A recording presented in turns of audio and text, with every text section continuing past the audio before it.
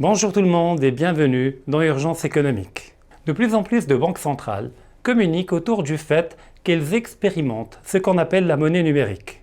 Certaines, comme la Banque centrale chinoise, l'ont déjà appliquée selon des modalités bien spécifiques. D'autres, comme la Banque centrale européenne, annoncent l'imminence de sa mise en place. Enfin, Banque el Maghreb affiche depuis quelque temps un intérêt vif pour ce nouveau mécanisme monétaire. Mais avant toute chose, qu'est-ce donc que la monnaie numérique? Et surtout, a-t-on intérêt à la mettre en place au Maroc? Nous y répondrons dans quelques instants, juste après le générique.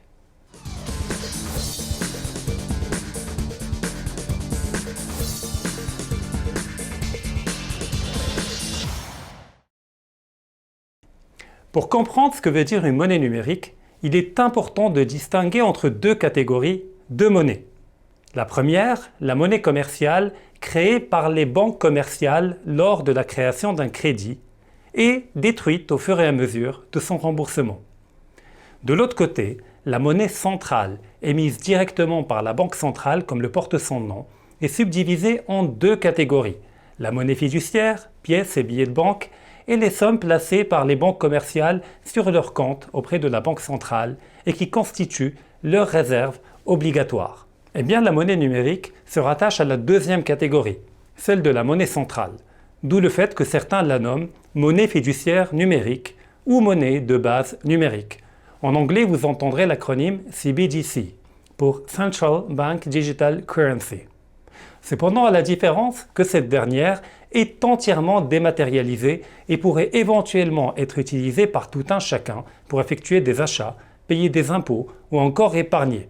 Et tout cela grâce à un portefeuille numérique sur votre smartphone ou un QR code ou encore la technologie NFC.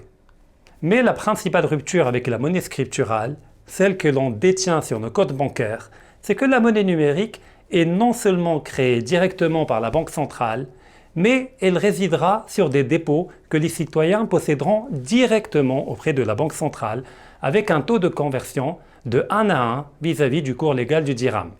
Ce contournement du système bancaire pourrait permettre à la Banque centrale d'en faire un instrument majeur de lutte contre l'inflation ou encore la déflation aux côtés du taux directeur et des réserves obligatoires évoquées précédemment. Par quel mécanisme cela se peut-il? Eh bien, imaginons que nous vivions une situation de stagnation économique avec une inflation très faible. Le schéma classique voudrait que la Banque centrale baisse son taux directeur pour faciliter le crédit et par ricochet stimuler l'économie. Or, le temps de transmission d'un changement du taux directeur à l'économie réelle peut prendre des mois avant de produire un quelconque effet. Mais grâce à la monnaie numérique que les citoyens détiendront sous la forme d'épargne, il sera possible de taxer cette épargne en monnaie numérique à moins que les citoyens ne la dépensent, ce qui est le but recherché dans ce cas. Dans le cas contraire, c'est-à-dire celui d'une inflation trop forte, il sera possible à la Banque centrale de geler une fraction de l'épargne des citoyens, le temps de réduire l'inflation. Dans les deux cas, l'effet est quasi immédiat, sans qu'il y ait besoin de recourir à un changement du taux directeur. Cette perspective pourrait horrifier plus d'un, mais ça ne demeure qu'un usage possible parmi tant d'autres de cette nouvelle monnaie. Un autre usage serait d'en faire un moyen d'échange traçable, incorruptible et à l'abri de tout risque bancaire systémique en temps de crise, vu que ces e-dirhams seraient directement placés auprès de la Banque centrale. Les usages sont nombreux et d'autres restent encore à imaginer. Mais ce qui est certain, c'est qu'elle offrira comme avantage, premièrement, une exécution immédiate des différentes transactions, deuxièmement, une impossibilité de frauder en raison de la traçabilité offerte par cette technologie, et troisièmement, un coût minimal, voire nul de commission, contrairement à ce qui est pratiqué actuellement par les banques. Et enfin, cette monnaie est couverte et garantie par la Banque centrale. Ainsi, la monnaie numérique arrive à conjuguer la liquidité de la monnaie scripturale au sentiment de sécurité procuré par la monnaie fiduciaire, autrement dit par le cash. Car il est utile de rappeler que la mise en place d'une monnaie numérique peut se faire selon au moins deux procédés technologiques. La blockchain, extrêmement décentralisée, comme c'est le cas pour le Bitcoin et les autres crypto-monnaies, ou un système de registre centralisé qui n'est qu'une variante du point de vue technologique du système de registre distribué qui existe actuellement au niveau du système bancaire. Maintenant, comment pourrait-on l'obtenir? Deux moyens pourraient s'offrir à nous.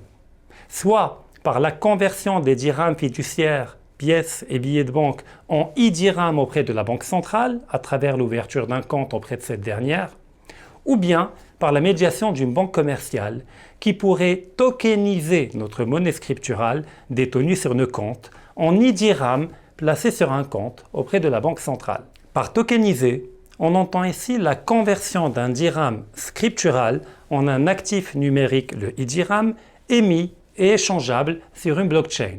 Ainsi, la perspective future de la monnaie numérique, du moins sur le court et le moyen terme, ce n'est pas de remplacer la monnaie scripturale et fiduciaire, ce qui réclamerait la fin du système bancaire tel qu'on le connaît actuellement avec un monopole monétaire total de la Banque centrale.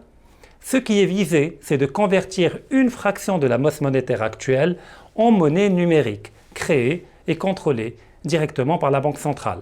Le but est d'en faire soit un mécanisme de politique monétaire au même titre que le taux directeur, mais avec plus d'efficacité, soit d'en faire un backup du système financier actuel afin de renforcer la résilience de notre monnaie dans l'éventualité d'une crise financière et monétaire majeure.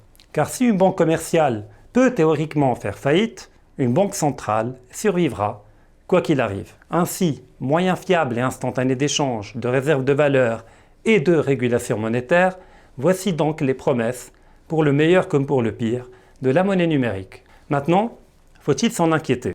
Eh bien, tout dépend de l'usage qui en sera fait. Car entre la perspective chinoise du contrôle social et une perspective souveraine qui s'inscrirait dans le respect des droits des citoyens, il y a un gouffre. Une expérience fortement intéressante mérite d'être citée et suivie de près. Il s'agit d'une nouvelle monnaie numérique introduite par le Zimbabwe le 8 mai dernier. Dans ce cas de figure, il s'agit d'une crypto-monnaie créée par la Banque centrale et adossée au cours de l'or. Le but de la démarche est de juguler une inflation qui frôle les 200% et de restaurer la confiance des citoyens dans leur propre système bancaire et monétaire. Des garde-fous constitutionnels devront à cet effet être mis en place afin d'empêcher ce mécanisme de devenir un instrument de planification ou de confiscation de l'épargne, ou pire, un instrument de règlement de comptes politiques.